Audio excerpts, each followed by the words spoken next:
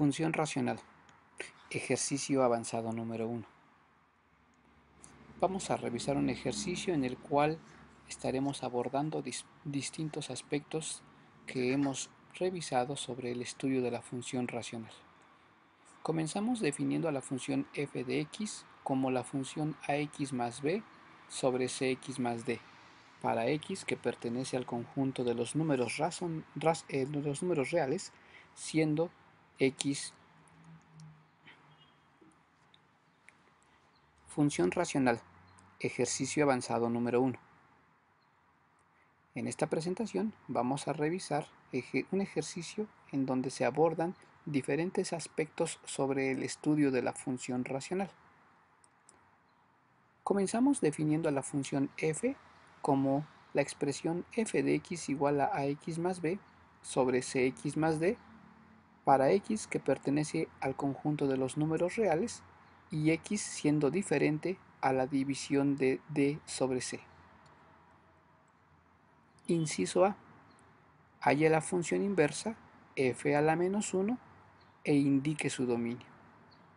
Sabemos que el procedimiento para hallar la inversa de una función consta de dos pasos, que se pueden ejecutar en orden indistinto. Uno de los primeros pasos que se puede ejecutar es establecer a la función f de x como y. Si ejecutamos este paso primero, en este procedimiento lo que tenemos que hacer es despejar a la variable x. El proceso de despeje será el siguiente.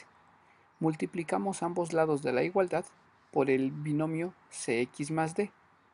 Al hacer esto, obtenemos la siguiente expresión: y por cx más d igual a x más b. Aplicamos la propiedad distributiva del producto en el lado izquierdo de la igualdad y obtenemos la expresión cx por y más dy igual a ax más b. Ahora bien, como nuestra intención es despejar a la variable x, lo primero que debemos de hacer es agrupar en un lado de la igualdad a todos los términos que estén relacionados con esta variable.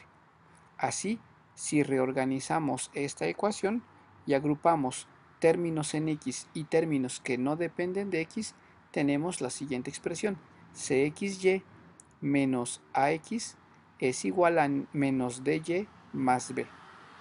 Ahora bien, en el lado izquierdo los dos términos que aparecen dependen de la variable x. En consecuencia, habremos de factorizarlos por ella. Factorizando respecto a x, tenemos entonces que x multiplica a cy menos a. Finalmente, lo que hacemos es dividir toda la igualdad, lo dividimos por el binomio cy menos a. Al realizar la división correspondiente, tenemos que x es igual a menos dy más b dividido cy menos a. El segundo paso para el cálculo de la inversa es invertir las variables x e y. Una vez que invirtamos esto, la expresión va a quedar igual a y, pero esa y va a representar a la función inversa. Así, entonces nuestra solución será que la función inversa de x es igual a menos dx más b dividido cx menos a. Bien, con eso hemos calculado la inversa. Ahora nos falta determinar el dominio de esta nueva función. Nosotros sabemos que para determinar el dominio de la función debemos determinar el valor de x que vuelve 0 a su denominador. Es decir, debemos de resolver la expresión cx menos a diferente a 0. Sabemos que en una función racional el denominador no puede ser 0. Así entonces, al despejar a x de esa expresión, x tiene que ser diferente a sobre c. En pocas palabras, podemos establecer al dominio de esta función como el conjunto de los números reales, tal que sean diferentes o con excepción del número a sobre c. O bien, en una notación de intervalos, podemos establecer que el dominio de la función es el conjunto de las x que pertenece al intervalo desde menos infinito hasta a sobre c, unido con el intervalo que va de a sobre c al infinito. ambos intervalos siendo intervalos abiertos. Con este primer inciso de este ejercicio hemos revisado el concepto de función inversa. Inciso B. Tenemos una función g que se define mediante la expresión g de x igual a 2x menos 3 dividido x más 2, x menos 2, perdón, para x que pertenece a los reales y x es diferente de 2. Inciso B, parte 1. Exprese a g de x en la forma a más b sobre x menos 2, donde tanto a como b son constantes. Es decir, lo que nos están pidiendo es pasar de la forma general de la función racional a la forma canónica. El proceso para hacer ese tránsito significa realizar la división de 2x menos 3 entre x menos 2. Tomamos los primeros términos en cada caso y al hacer la división obtenemos que esa es igual a 2. Bien, ese 2 lo multiplicamos por el divisor y lo vamos a restar a 2x menos 3. Una manera de hacer esto es multiplicando a 2 por x y a 2 por menos 2 y a los respectivos resultados les cambiaremos el signo para así ejemplificar directamente la resta.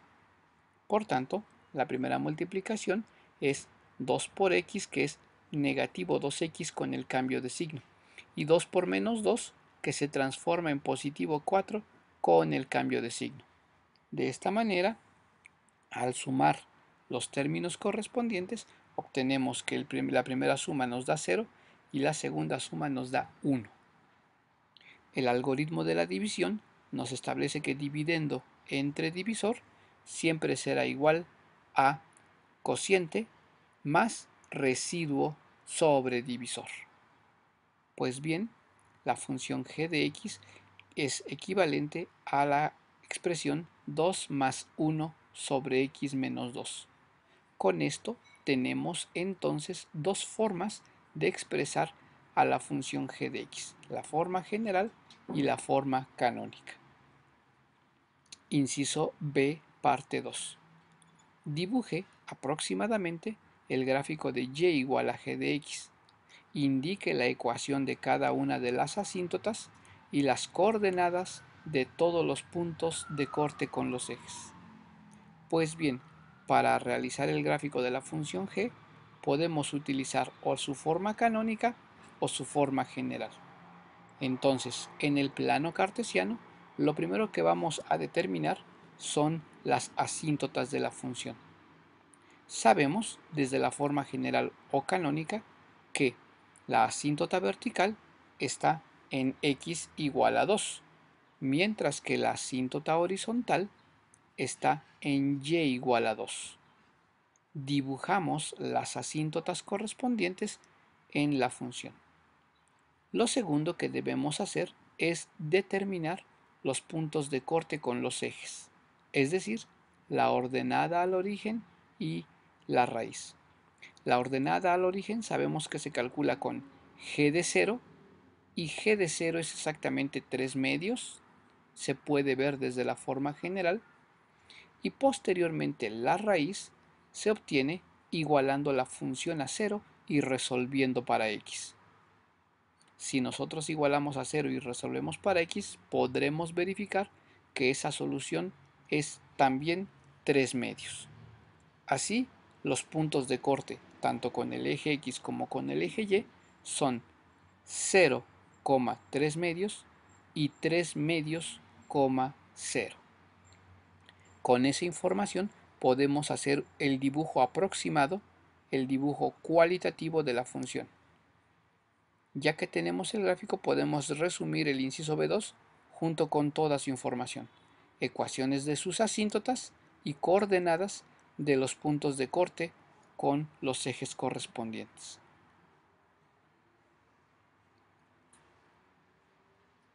Vayamos a cerrar este ejercicio con el siguiente inciso.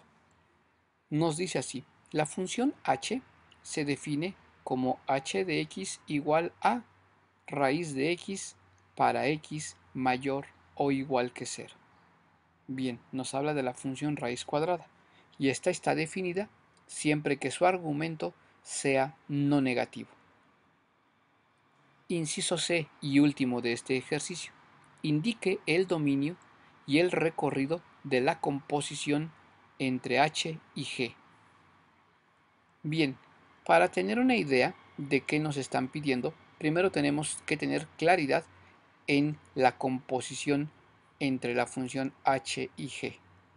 La composición h compuesta con g de x significa sustituir la función g en el argumento de la función h.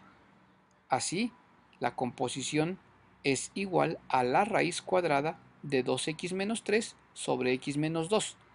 Esto si utilizo la forma general. O bien a la raíz cuadrada de 2 más 1 entre x menos 2 si lo que utilizo es la forma canónica. Puedo utilizar cualquiera de ambas. Como establecimos antes, esta función solo está definida si su argumento es no negativo. Esto quiere decir es positivo o cero.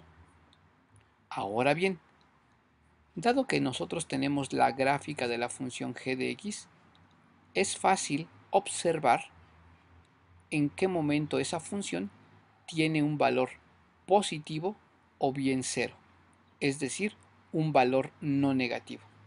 De la misma forma, es fácil ver a partir del gráfico en qué momento la función toma valores negativos. Si nosotros observamos con cuidado, resulta entonces que la función toma valores positivos en dos momentos.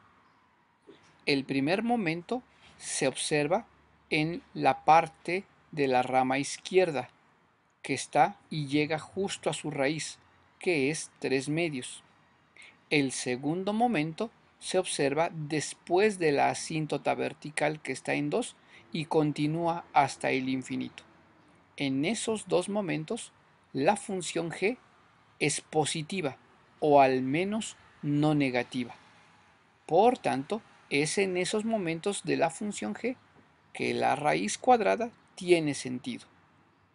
Así, el dominio de esta función se compone por el conjunto de las x que pertenece al intervalo desde el menos infinito y hasta llegar a 3 medios en intervalo cerrado extremo, unido con el segundo intervalo que es posterior a 2 y se va hasta el infinito.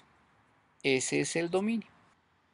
En consecuencia, entonces, el argumento de la composición va a tomar cualquier valor positivo excepto el 2.